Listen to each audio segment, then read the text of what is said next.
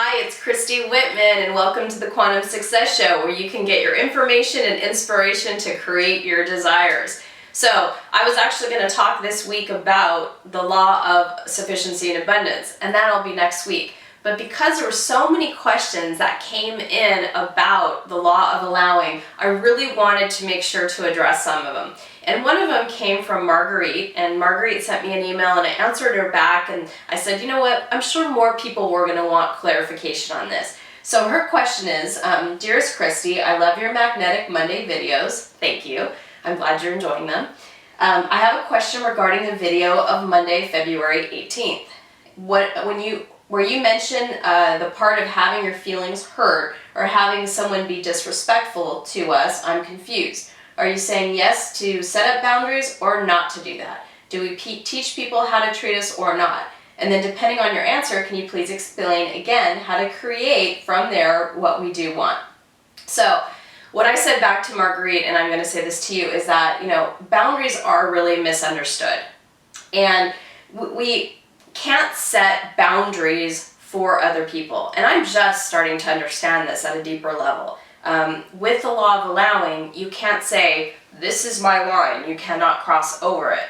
Because everybody can, do what they choose to do. They can cross over it. So you can't ever, it's like, it reminds me of a Bugs Bunny cartoon. Don't cross this line, and then somebody say, I'm saying, don't cross this line, and then Bugs Bunny jumping over the line. Anybody can do that. And that's how we keep pushing against, telling other people what to do.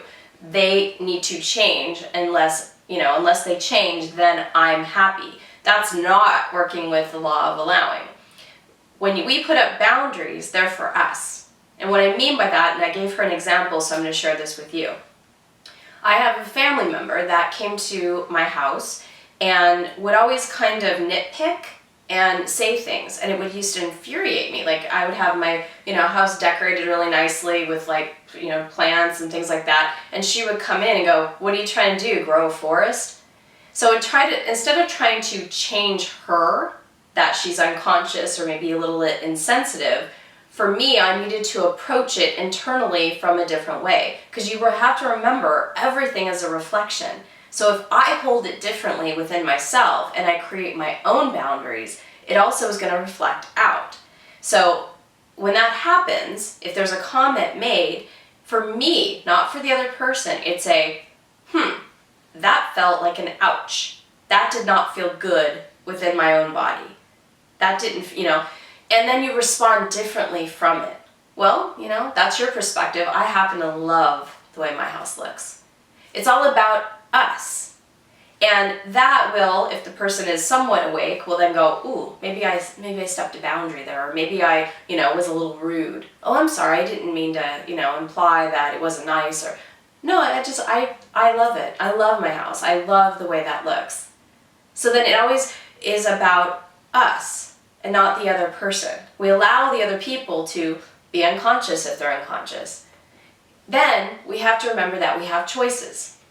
In every situation, we've got at least 9 choices. So if we feel that, my interactions with this person is an ouch, and then honor our own self, what do we do with that? Maybe we don't have the person around as often. Maybe we don't interact with that person. Maybe we go take a couple minutes to ourselves to process what's going on with us. We have many choices.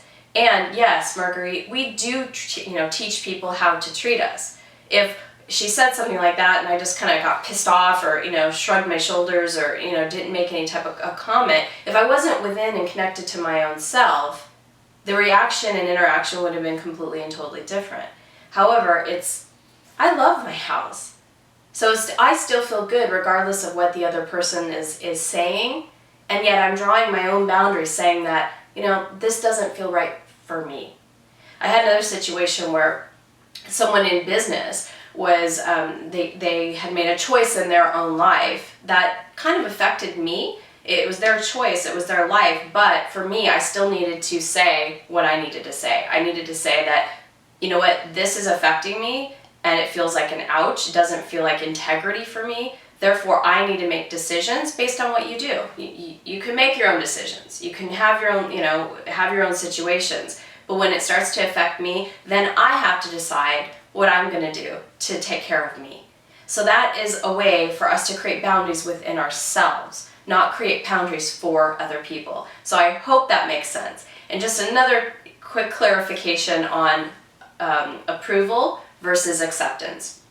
When I'm saying, I don't approve of what someone's doing, it is being judgmental. It's not being an allowing space. If I gave the example about my sister, I'll never approve of what she did, meaning I don't feel personally that what she did was right. And if I stay stuck in that space of what she did was not right, and how could she do that, and have that judgment on what she did, it was right for her. Clearly, she did what she did for her. For me, it didn't feel right. If I would stay in that disapproval place, I'm not in an allowing space. It's when I then move into, but it is what it is. She chose what she chose for her. Doesn't feel good for me, but I accept it. I accept that's her choice. I accept that that's how she needed to find peace within her own life. So I accept it. That puts me in the space of allowing. So I just wanted to touch on that too, because when you're in approval or disapproval, that is judgment. We're saying that's either good or bad, and that's not allowing. But when I can get into a place of acceptance, that's when I'm in allowing. So hopefully that helped, and as I promised, next week definitely will be on the law of sufficiency and abundance. Have an amazing week.